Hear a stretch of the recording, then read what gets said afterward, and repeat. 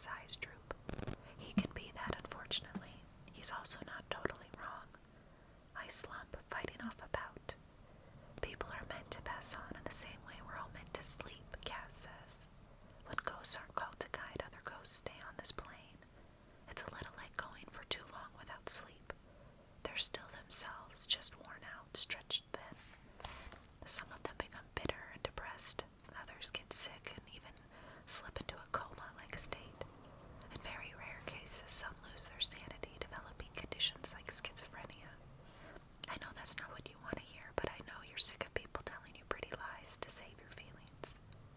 Blowing a raspberry to try and lift my own spirits, I forced on a smile. It's not, but thanks for being honest. I look back at my table. Sucks, though. You think you might be called to be a ghost guide? Maybe. Don't make that decision on a maybe, Billy, or you know before you get your memories back. Turning back to Cass, I rest my chin in my palm. Yeah, worry about one thing at a time, right? If either of us gets twisted, it won't matter one way or another. I wince. Speaking of, are Rafe and I going to be sent to find his body anytime soon? That seems like priority number one, especially after those Xers found us near his house. I'll have to speak with Mr. Q about that, Cass says. After what happened, I know he's nervous about sending the two of you back there. I'm planning to scout out Blacksburg today to see if I can get more information about the area, see whether or not there's a heavy concentration of Xers there. If I can find where Rafe is buried, even better. Can I come with you? I only had morning classes today. I don't know why I'm so eager to take along, but I'm quite literally itching to get out to Locklear and do something productive.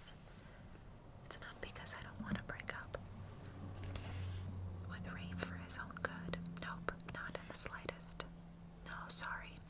Not only do you not have the training, but there's no way Mr. Q would agree to that.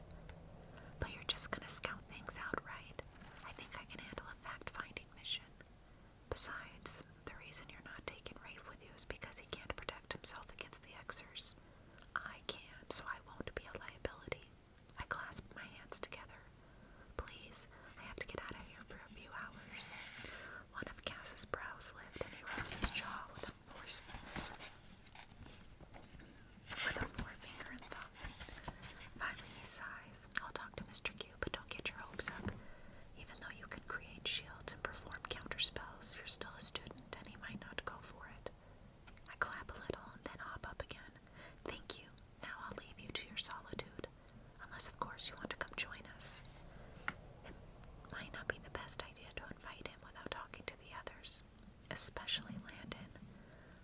But I can't stand to see him alone. Whatever he did before he died, he's helping us now. And that counts for something. Counts for a lot.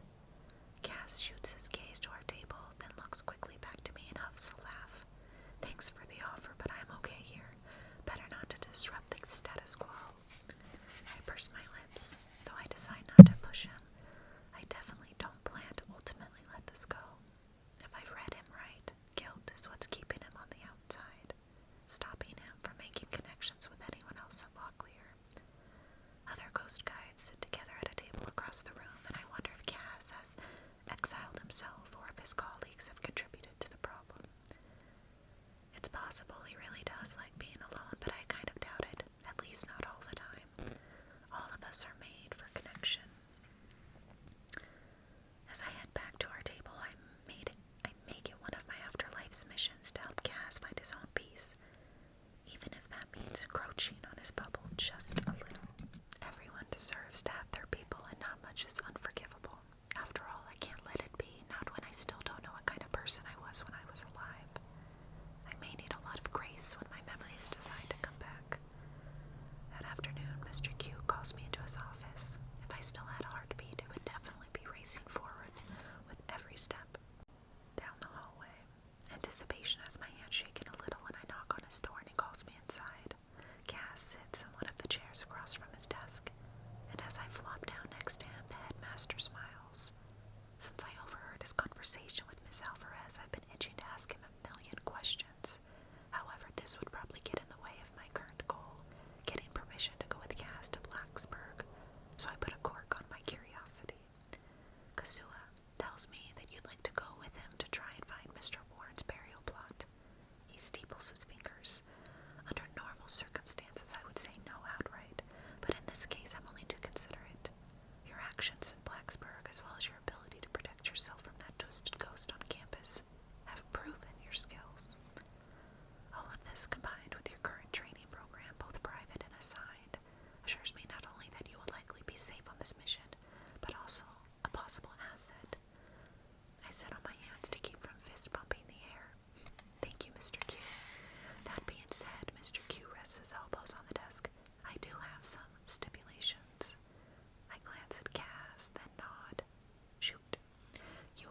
this as a school assignment. If Kazuha tells you to do something, you will follow instructions immediately. Within reason, of course. With a smirk, I nudge Kaz in the shoulder. Hear that? No hazing. Kaz snaps his fingers. Darn. I giggle as Mr. Q continues. I also ask that you keep your involvement in all of this as private as possible. There are other students who desire to become ghost guides, but because they don't share your particular powers, we are unable to send them on missions of this nature so soon. No unnecessary drama. Got it. I think of Haya and how she wants to follow in Kaz's footsteps too. Can she even do that without magic? Non-soups can perform certain spells, but they're always limited. I hope for Haya's sake that soups without magic can learn them just as well as anyone else. Really, though, I can't imagine Locklear allowing them to become ghost guides. If it would only put them in danger. And finally, promise you will be careful, Mr. Q says, his dark brows wrinkling a little. You are very talented, but even the most skilled ghost guides can get hurt when dealing with the Xers. I almost give it my signature mock salute, but then think better of it. No reckless behavior. Sounds like a reasonable set of stipulations I can absolutely agree to. And the more I prove myself, maybe the more likely Mr. Q will be to agree to let me go see the twisted ghost contained somewhere in Locklear. Rafe's grave is far more pressing than they are at the moment, but a bunch of birds with a single stone and all of that. If I can protect him before anything happens to his body, we won't have a new mess to deal with. I shut off thoughts of Rafe getting twisted, burning eyes, and a clogging throat will not make this mission any easier. Instead, I grill Kaz as we walk up to the front of the school. What's been the hold up finding Rafe's body in the first place? Isn't that kind of the thing public record? Sometimes it is, Kaz says, but shifter culture can be extremely private. Rafe's family definitely is. So far, I've scouted out the graveyards closest to their homes and no dice. It's possible they had him cremated elsewhere, which still leaves him in danger because the Xer spells work on ashes too. Great. I elongate the A as Kaz grabs my hand. Ready? Where are we going first? Arrow Funeral Home. It's the closest crematorium to his home. If his body was taken care of that way, they'll have a record of it. We speed through the air, smeared out thin, blending into the colors of the world until we hit the ground back in Blacksburg. Or more accurately, asphalt. Warm lights illuminate the burnt orange brick of the building in front of us. They create a small halo around the roof and cast shadows of the words Arrow Funeral Services on the sign near the entrance. For the most part, it looks closed down for the night. Without much of an explanation, Kaz heads toward the front door, pausing to place his hand on the off-white wood. When his fingers slide through, he slips inside, nerves snapping with anticipation. I glance around the empty parking lot, then follow Kaz. He's paused on the tile floor in the entryway, scanning the walls with narrowed eyes. What's the move, boss man? We'll check the records to see if this is the funeral home his parents used. My guess is that the offices are this way. He attempts to flow through the door to our left, but knocks into it the same way a living person would. Nuts. Iron. Yep. Kaz points at the detailing. Didn't see it before. Maybe we can go around it. I dip a hand into a wall. When it works, I give Kaz a thumbs up and he snorts. Nice work. We both slide into a room that is very clearly an office. Unlike Mr. Q's desk, this one is completely empty aside from the massive computer and a set of fancy pens sticking out of an equally fancy pen holder. A pair of grayish tan filing cabinets sit next to it near a much smaller desk. This one is a bit more cluttered, covered with neat stacks of paper decorated with a dancing hula girl toy. Kaz slips around the larger desk and settles on the massive leather chair. Okay, keep a lookout for anything weird. I'm going in. In? He wiggles his brows, then places a hand on the monitor. His figure ripples and streams forward into the computer. The image triggers a memory of watching an ancient movie called Tron with my siblings. Haley used to have what she called old film night. She and Cody and I would pile up on the ragged blue sofa in our living room with popcorn and off-brand M&Ms. I lace my fingers behind my neck and pace in front of the door. It opens before I make even a few steps. A woman with a shaved head, a nose piercing,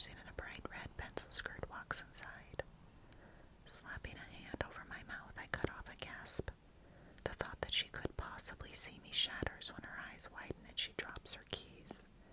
Yup, she 100% sees me. The woman shuffles backward, pawing at the door handle, her mouth agape. You're a... I lift my hands. I'm not here to hurt you. Ghost, she finishes, her voice thin and quaking. That's right. She reaches for her back pocket and pulls out a cell. Wait. It takes all my powers of self-control not to lunge at her. Please wait. Her lips work. The light on her screen goes dark again and she doesn't hit the side button to wake it back up. Instead, she tries to open the door again, but her fingers slip. I swallow. I'm Billy. It might be dangerous to give her this information, but it might also help calm her down. What's your name? Karen Connors. I was supposed to be a witch, but I was suppressed until the unleashing, so I've never actually seen a ghost before, and I'm kind of freaking out right now. Totally understandable. I take a step back, hoping to show I mean no harm. Karen hits the button on the side of her phone again, punches in the passcode, and hits one of the contacts. Ghosts are dangerous. My skin prickles at the phrase, and the faint sound of the cell ringing from the speaker sends panic pulsing through me. I want to glide across the room and slap that cell out of her hands, but that definitely won't help in the long run. Against every instinct, I remain rooted in place. Not all of us.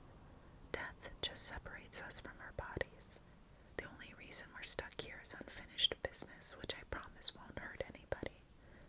A voice answers on the other line. After a few breaths, Karen hits the red button to end the call and manages to ask in a whisper, "What do you want?" Hands still up, I glance at the computer. We're trying to find someone's remains. We think this funeral home might have taken care of his body. Why? Though Karen isn't trying to leave anymore, she's now propping herself against the doorframe and clutching the cell to her chest. To protect him, my chest clenches. From what? I chew my lower lip. That's a little complicated. Explain, then. Cracking my knuckles with a thumb, I nod a little. Okay. There are people who would destroy his remains if they could because they believe this frees ghosts who are trapped on this plane. All this does is make us more dangerous. I have to make sure that doesn't happen to my friend. I've heard other witches debate this before, on and on, never ending, but maybe. Karen lifts her chin. Maybe I can help. What's the last name? With wobbly legs, she teeters over to one of the filing cabinets and unlocks it. Warren. I glance at the computer, wondering if and when Cass is going to pop back out into the room and scare this poor woman a second time. Warren, she mumbles, thumbing through the files. Rafe. My heart, or whatever still exists inside me, leaps. That's him. Karen pulls out a manila folder and sets it on the smaller desk, thumbing through the pages. Her hazel eyes sharpen up, brightened, it seems, but either by being able to help or by having a manageable task in the middle of a freaky situation. She mumbles a little, then lifts a finger. I remember the Warrens now. Fox shifter family. His father, Todd Warren, had him cremated and took him home not too long ago. Part of me wants to groan. If he had taken him home, that means we might have been mere feet from it and left before we found it. The muscles along the back of my neck cramp with worry. Then again, what if his dad had, scattered his ashes somewhere? This could actually be an okay thing. No way the Xers could find them and work their fancy little spells. I lean forward to look at the records Karen is pointing to, just to confirm what she's told me. It's entirely possible that she's a lying Xer trying to throw us off the scent while her crew hunts down his remains, especially based on her initial reactions. After our encounter in the woods, I'm more than a little suspicious, but sure enough, the notes in that folder match up with her story. Thank you so much for your help, I say. He didn't happen to tell you what he planned to do with them. She smiles, but it's sad, her brows wrinkled. Not exactly, only that he was going to keep them in a safe place. Said he wanted to honor him. Her face twists into a grimace. His wife didn't even want to pay for an urn. I grit my teeth, but breathe slow and concentrate on not breaking any glass the way Rafe did when we visited his house. Shocker. Yeah, she was a treat. Karen rolls her eyes. his own. One he made himself, I think. My spirits lifted a little at that thought. At least one of the Wraith's parents cared about him. Thank you again. That was much easier than our complicated plan. At that moment, Cass pops out of the computer, shaking his head and eliciting a sharp cry from our new helpful friend. Karen crashes back